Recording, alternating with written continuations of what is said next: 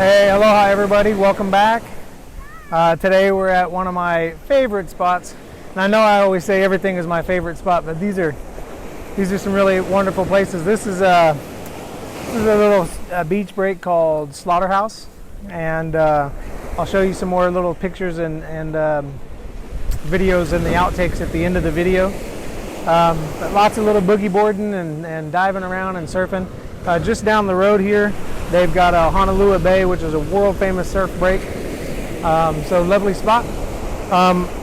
We were at Genesis19 getting ready to talk about Sodom, and just before this, Abraham was asking God, if you can find just any 10 righteous people in Sodom, would you destroy those righteous people, knowing that they were righteous even though they were around unrighteous people? And God was merciful and said, yeah man, I'm not going to destroy that whole city if you find 10 righteous people. And that's where it picks up.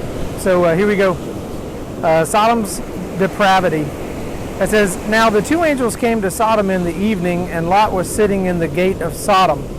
When Lot saw them, he rose to meet them and bowed himself with his face towards the ground. And he said, hear now, my lords, please turn to your servant's house and spend the night and wash your feet. Then you may rise early and go on your way. And they said, no, but we will spend the night in the open square. But he insisted strongly. So they turned in to him and entered his house. Then he made them a feast and baked unleavened bread, and they ate.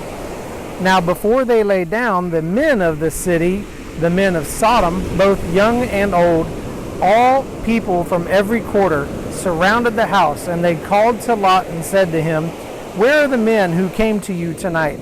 Bring them out to us, so that we may know them carnally.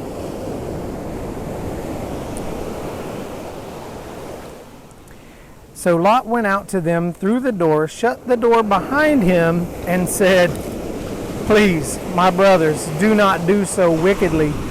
See now, I have 2 daughters who have not known a man. Please, let me bring them out to you, and you may do to them as you wish. Only do nothing to these men, since this is the reason they have come underneath the shadow of my roof. And they said, stand back. Then they said, this one came in to stay here, and he keeps acting as if he's the judge. Now we will deal worse with you than with them.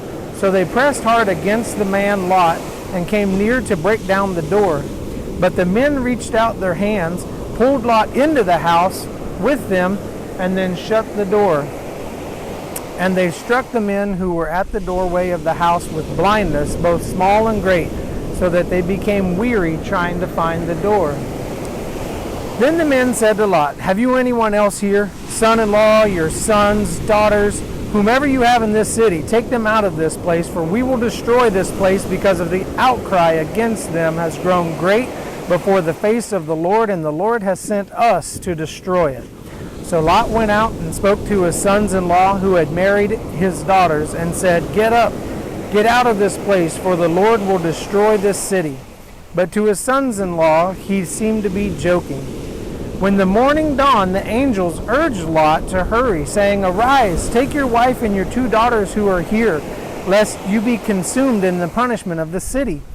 And while he lingered, the men took hold of his hand, his wife's hand, and the hands of his 2 daughters, the Lord being merciful to him, and they brought him out and set him outside of the city. So it came to pass, when they had brought them outside, that he said, escape for your life. Do not look behind you, nor stay anywhere in the plain. Escape to the mountains, lest you be destroyed.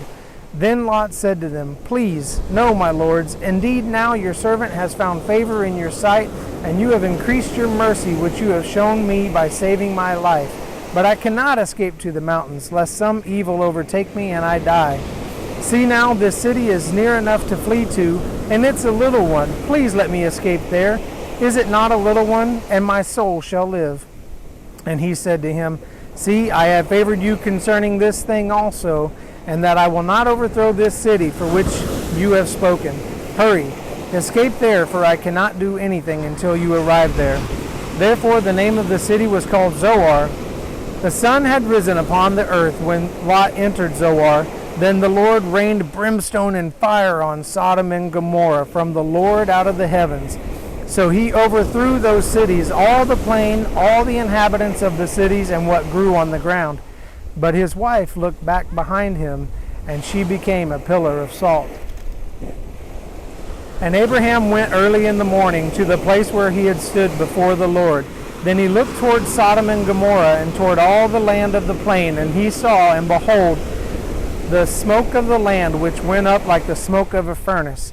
And it came to pass, when God destroyed the cities of the plain, that God remembered Abraham and sent Lot out of the midst of the overthrow, when he overthrew the cities in which Lot had dwelt. Then Lot went up out of Zoar and dwelt in the mountains, and his 2 daughters were with him, for he was afraid to dwell in Zoar, and he and his 2 daughters dwelt in a cave. Now the firstborn said to the younger, Our father is old, and there is no man on the earth to come in to us, as is the custom of all the earth. Come, let us make our father drink wine, and we will lie with him, that we may preserve the lineage of our father. So they made their father drink wine that night, and the firstborn went in and lay with her father, and he did not know when she lay down or when she arose. It happened the next day that the firstborn said to the younger, Indeed, I lay with my father last night. Let us make him drink wine tonight also, and you go in and lie with him, that we may preserve the lineage of our father. Then they made their father drink wine that night also, and the younger arose and lay with him, and he did not know when she lay down, nor when she arose. Thus both daughters of Lot were with child by their father. The firstborn bore a son and called his name Moab. He is the father of the Moabites to this day. And the younger, she also bore a son and called his name Ben-Ami. He is the father of the people of Ammon to this day.